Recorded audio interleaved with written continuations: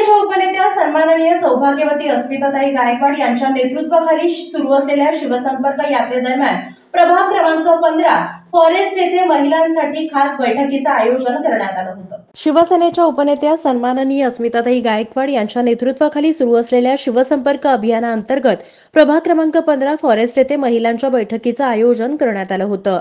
शिवसेनेच्या उपशहर संघटिका प्रीती नायर यांनी या बैठकीचे आयोजन केलं होतं।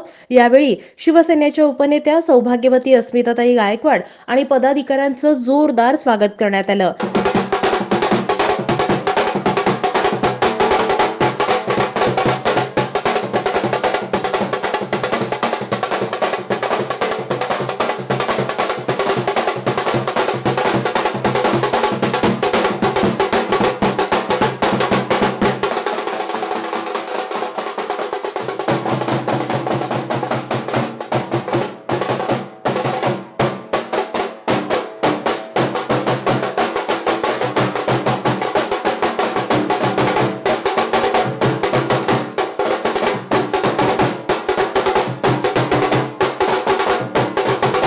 तसेच शिवसेना प्रमुख स्वर्गीय हिंदू हृदय सम्राट बाळासाहेब ठाकरे यांच्या प्रतिमेचं पूजन करून या बैठकीला सुरुवात करण्यात आली। या बैठकीला शिवसेनेच्या सर्व महिला पदाधिकारी मोठ्या संख्येने उपस्थित होत्या। शिवसेनेच्या उपनेत्या अस्मिताताई गायकवाड यांनी महिलांना यावेळी अनमोल असं मार्गदर्शन केलं। आतापर्यंत मोदी सरकारने आपल्याला काय दिलं, आज काय म्हणतो आपण कोणाच्या मागे जायचं, आता मी विचार करणार ना। आता लोकसभा इलेक्शन आहे, तुम्ही विचार करणार मी कोणाला मतदान करणार। जे लोक तुमच्या मागं उभे राहिले, जे लोक तुमच्यासाठी योजना आणल्या, तुमच्यासाठी मदत झाली, असं तुम्हाला काही झालं का मोदी सरकारकडून? जे लोक तुमची फसवणूक केले, 10 वर्ष तुम्हाला सांगितलं यो करूंगा क्यों करूंगा, अच्छे दिन आएंगे, आए क्या अच्छे दिन? आए या नहीं आए? नहीं आए। तर ही आपली शोकांतिका आहे। आपल्या महागाई कमी करतो म्हटले, अच्छे दिन आएंगे म्हणजे काय? महागाई कमी करणार, भ्रष्टाचार मुक्त भारत करणार, त्याचबरोबर महिलांच्या हाताला काम देणार, महिलांच्या बचत गटांना अनुदान देणार, महिलांना मोठमोठ्या योजना आणून देणार, युवक आहेत बेरोजगार 2 कोटी युवकांना रोजगार देणार। मग यातली काहीतरी घटना झाली का? आमचे दादा आहेत बाहेर, कुणाला नोकरी मिळाली का तुमच्यापैकी? मोदी सरकारकडनं कोणाला नोकरी मिळाली का? हो का नाही? जोरात नाही। तर प्रत्येकाचं उत्तर नाही आहे, म्हणजे कुठल्याही प्रश्नाचं उत्तर होय मिळत नाहीये का? याचं कारण असं आहे की या सरकारने काही केलंच नाहीये आतापर्यंत। तुमच्यासाठी यांनी काही केलं का? 10 वर्षामध्ये सर्वसामान्यांसाठी लढणारा, झटणारा, सर्वसामान्यांच्या सुखात सुख मांडणारा, दुःखात दुःख मांडणारा एकमेव नेता आहे, ते म्हणजे शिवसेना पक्षप्रमुख उद्धव बाळासाहेब ठाकरे। कारण ते कोणाचे सुपुत्र आहेत? शिवसेना प्रमुखांचे सुपुत्र आहेत। त्यामुळं बोले तैसा चाले त्याची वंदावी पाऊले, असं शिवसेना प्रमुखांचं होतं। आणि शिवसेना प्रमुख स्वतः कुठलीही गोष्ट मी बोललो असं ठाम सांगत होते, मी बोललो नाही असं कधी म्हटले नाही। जे खरं आहे तेच बोलले, अगदी बरं बोलले नाहीत ते कधी, ते खरं बोलले। त्यामुळं कधी पण बरं बोलण्यापेक्षा खरं बोलणारी लोक आपल्या सगळ्यांना आवडतात की नाही का? तर ते खरं बोललेलं, अजून वाईट वाटू दे 2 मिनिटं, पण नंतर माणसाला खरं बोलायला पाहिजे। बरं बोलायचं, तात्पुरतं करतो म्हणायचं आणि करायचं नाही। मग यातनं काय होतं? महिलांचा पण विकास झाला नाही, आपल्या देशाचा विकास झाला नाही। आणि तुम्हाला जी स्वप्न दाखवली, एकाही महिलेची स्वप्न या सरकारने पूर्ण केली नाही। मग माझ्या महिलांची जबाबदारी आहे की आता ते मोदी सरकारला मतदान करणार का? नाही करणार। तर आपली महिला आता या सरकारला मतदान का करू शकत नाही? याचं कारण हे आहे की या सरकारने तुम्हाला नुसतं फसवलेलं आहे। कारण महिलांना कसं असतं, आपल्याला फसवणारी व्यक्ती नको, सच्चे बोलून आपल्याला काम करणारी व्यक्ती पाहिजे। आज तुम्ही कुठलीही व्यक्ती राहू देत, तुम्हाला अपेक्षा काय आहेत? तर तुमच्या घरामध्ये तुमच्या मुलाला नोकरी मिळायला पाहिजे, तुमची महागाई इतकी कमी व्हायला पाहिजे। तर महागाईने कमी होता 400 रुपयाचा गॅस झाला 1000 रुपयावर, पेट्रोल झालं 40 रुपयावरनं 108 रुपयावर। आता काय केलं? 2 रुपये कमी केलं, म्हणजे रडक्याचे डोळे पुसायला। 2 रुपये पेट्रोल, तुम्ही इथे पेट्रोल वाढवलं आधी किती? 50 रुपयांनी, कमी किती केलं? 2 रुपयांनी। म्हणजे लोकांना तुम्ही वेडं समजता का? लोकांना हे कळत नाही का? तुम्ही त्यांची दिशाभूल करताय, त्यांना फसवताय, त्यांना खोटी आश्वासनं देताय, हे सगळं जनतेला कळतंय। पण हे जनतेच्या मनामध्ये हे आता आपल्याला काय दिसतंय चमकोगिरी. आता काहीतरी निवडणुकीच्या तोंडावर येऊन काहीतरी आश्वासन दिली तर तुम्हाला वाटणार की हे करतील. पण मी हेच तुम्हाला सांगायला आले, ह्यांनी 10 वर्ष केलं नाही, मग 2दा आता तुम्ही निवडून देऊन केलं नाही, मग आता परत तिसऱ्यांदा ती चूक करायची का? हो का नाही? जोरात नाही. मग हेच सांगायला तुम्हाला आले, तुमची बहीण म्हणून, तुमची मैत्रीण म्हणून. मी इलेक्शनला थांबले का? मला मत मागायचंय का? पण मला तुम्हाला वस्तुस्थिती सांगायची आहे, खरं काय आहे आणि माझ्या महिलांच्या हिताचं काय आहे. मी नेहमी काय बोलणार? माझ्या महिलांच्या हिताचं बोलणार. का? तर तुम्ही मला माझं कुटुंब वाटता. कारण शिवसेना पक्षप्रमुखांना प्रत्येक व्यक्ती महाराष्ट्रातली एक कुटुंब वाटते आणि त्यामुळे आपण त्यांना मुख्यमंत्री म्हणजे काय कुटुंब प्रमुख म्हणतो. मग तसं मला पण आज तुम्ही एक माझं आता कुटुंब प्रमुख आमचे जर तुम्हाला कुटुंब मानताय तर आमचं तुम्ही कुटुंब झालात. मग कुटुंबातल्या व्यक्तीचं चांगलं वाईट आपणच बघायला पाहिजे ना. तुम्हाला चांगलं काय वाईट काय ह्याची जाणीव करून देणं गरजेचं आहे आणि खरं काय खोटं काय ह्याची पण जाणीव होणं गरजेचं आहे. म्हणून मी तिथं आले, तुम्हाला हे सांगण्यासाठी आलेली आहे. महिलांच्या समस्या ज्या पण काही छोट्या मोठ्या समस्या आहेत त्या आपण कधी सोडवू शकतो? जर उद्या आमचं सरकार आलं तर.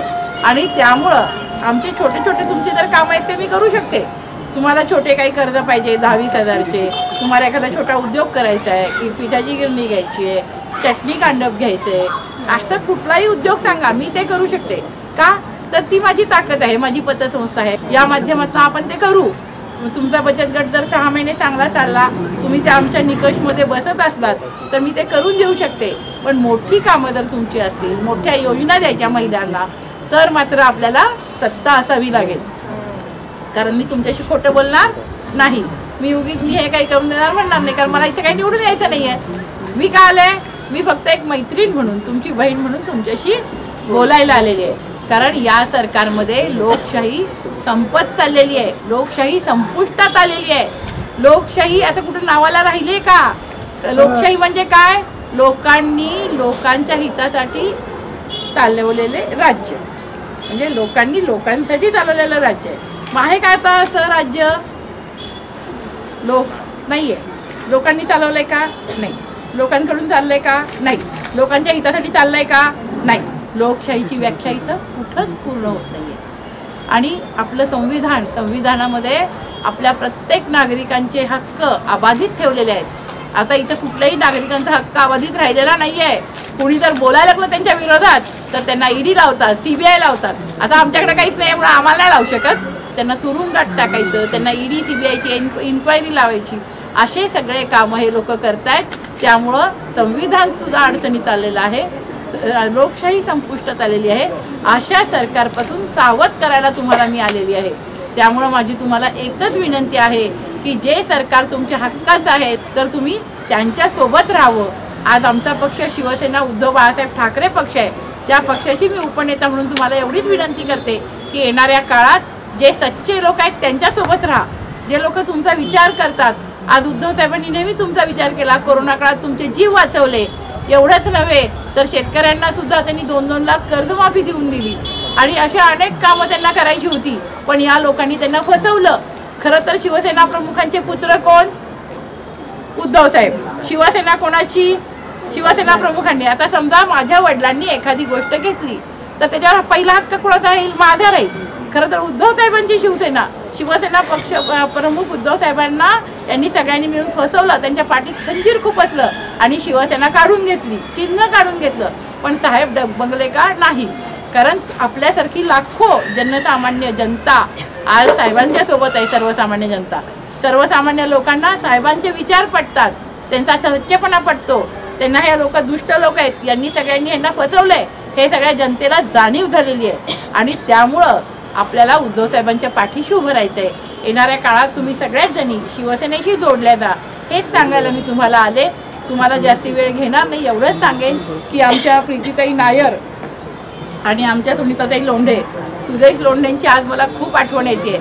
एक सच्चा कार्यकर्ता, निष्ठावंत कार्यकर्ता, माझा अतिशय लाडका कार्यकर्ता, माझा छोटा भाऊ असल्यासारखा माझ्याकडे मी त्याला सांभाळत होते. आज सुदेश राहिला नाही आपल्यामध्ये, परंतु तो जरी राहिला नाही तरी त्याची शाखा, त्याचा जी आवड होती, त्याचे विचार, त्याची पत्नी आणि त्याच्या बहीण या दोघींनी पण इथं जिवंत ठेवल्यात. त्या दोघींचं मी कौतुक करते, अभिनंदन करते.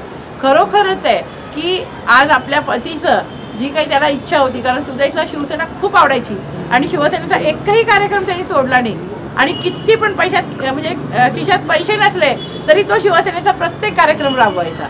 त्यामुळे त्याचा मला खूप अभिमान आहे. आणि त्यानंतर सुनीता आणि आमच्या नायरताई या दोघींनी त्याची परंपरा पुढे नेली आणि त्यांचे सगळे आत्ता साथ देणारे हे सगळे युवक वर्ग, या सगळ्यांची मी खूप ऋणी आहे. मी त्यांचं अभिनंदन करते, कौतुक करते.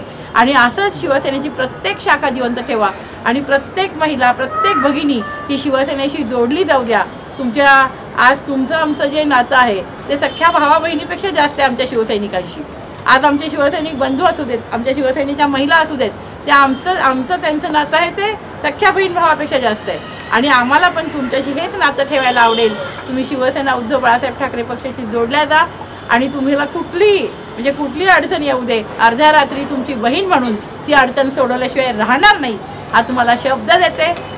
जे येतील त्यांना घेऊन, नाही येईल त्यांना सोडून, अरवाईल त्याला तुडून आपण शिवसेना वाढवून द्या एवढंच सांगते. जय हिंद, जय महाराष्ट्र. फॉरेस्ट प्रभाग क्रमांक 15 मधील शाखा प्रमुख संगीता संतोष गजधाने, लक्ष्मी अंबलगी, उज्ज्वला बिराजदार, संगीता देवकुळे, उज्ज्वला देवकुळे, गीता माने, यशोदा जाधव, धन्वंता खराडे, जयश्री पाटील, सुमन रुपनर, सोनाबाई भगत, प्रीती नायर, विद्या साखरे, कलावती गवळी, फिलोमिना सिल्वे, कविता भोंडवे, अनिता शिर्के, कुसुम शिखरे, आयशा गायकवाड, उज्ज्वला गायकवाड, साळू कांबळे, सुरेखा गायगवळी, सुरेखा जाधव, सुरेखा अवचारे, शोभा राजगुरू, नलिनी भोसले, इंदू कांबळे आदी महिला रणरागिणींसह शिवसैनिकही मोठ्या संख्येने यावेळी उपस्थित होते.